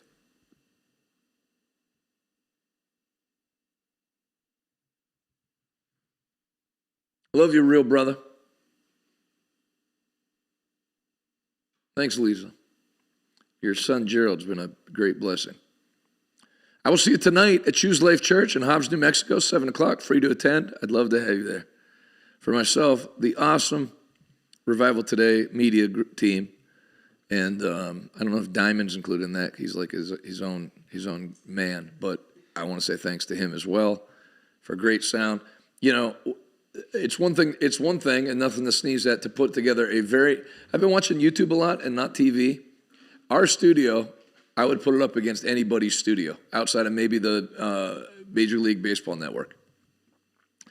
And so, but it's one thing to do it in a set place. It's another thing to set up a very nice broadcast like you had today with great sound and visual and everything in Lee County, New Mexico, in an Airbnb, and do that everywhere. Louisville, Kentucky, which is basically like Mogadishu. They were in like a drug house in San Diego. Great, great job, everybody. So hope you have a great day. I'll see you tonight, 7 o'clock. Good night now.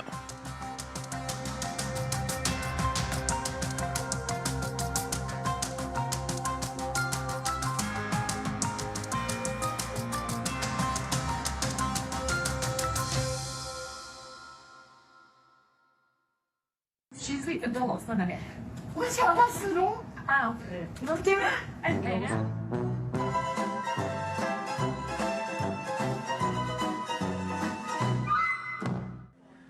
I'm going to eat some more of this if you're not careful. Oh.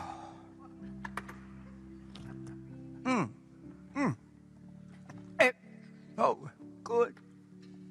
Oh, my God. You didn't have lunch, right? Wow. What's it like seeing so many Republicans in Manhattan, so many Trump supporters in Manhattan? Does that surprise you? No, not at all. It's turning now. Trump's turn again. What's your message to Joe Biden? You. My mother says it's my family. I never would have dreamed in a million years I'd see so many struggling Americans defies belief. We share the same fears and the same mountain grief. It's like a wave of desperation crashing over me. So many lives roughed up, so much anger, strain in each and every direction. I feel the pain, and straight through the radio waves, the fake news plays till it stays stuck in your head for days and days. Who would have thought biding your time, just trying to survive, just towing their line, just scraping all your nickels and dimes, that they would ruin everything and break the world like this. I kept on telling you that they would turn it all to shit. I know I hit a nerve with puppet master globalist powers, cause they lie about me every day for hours and hours, and now they're trying to bring me down with the government. I'm loving it. They built the world on bullshit, and now we taking it on. Fight in America, there ain't no hope for your kids. Fight in America, illegals and inflation shit. Fight in America, never seen crime like this. We give it everything, tell me this ain't all we get. Fight in America, there ain't no hope for your kids. Fight in America, illegals and inflation shit. Fight in America, never seen crimes like this. We give it everything, tell me this ain't all we get.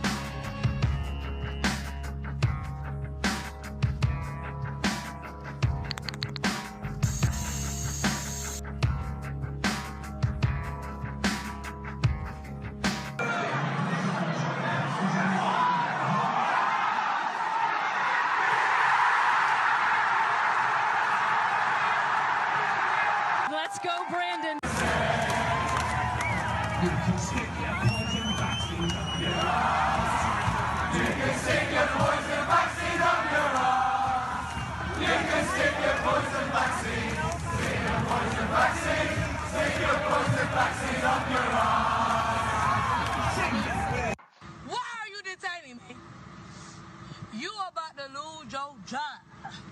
You about to lose your job. Get this dance. You about to lose your job because you are detaining me for nothing. You about to lose your job. You about to lose your job. Get this dance. You about to lose your job. Oh my goodness. You about to lose your job. Get this dance. You about to lose your job. Get this dance. You about to lose your job because you are detaining me for nothing. You about to lose. You about to lose your job. This thing. You about to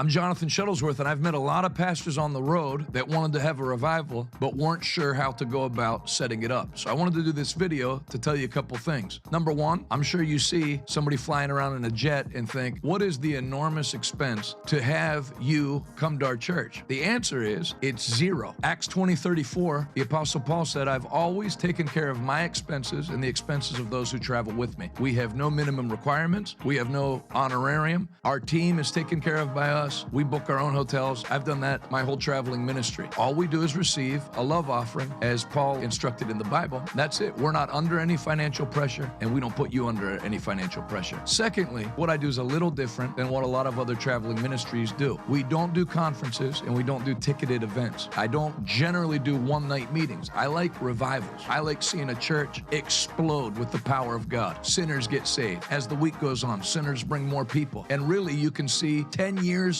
of church work accomplished in 1 week of a strong revival meeting. That's what I like to see done. I don't care about the size of the church. I care about seeing God hit the place. And whatever you start with, seeing it multiply. So what does it take for me to come to your church if you're interested? An invitation. So the information for an invitation is on the screen. I look forward to hearing from you. Genuinely, if you're a pastor and you want to see God shake your region, I will partner with you in that. I want to see that happen. So I'll look forward to hearing from you and meeting you this year.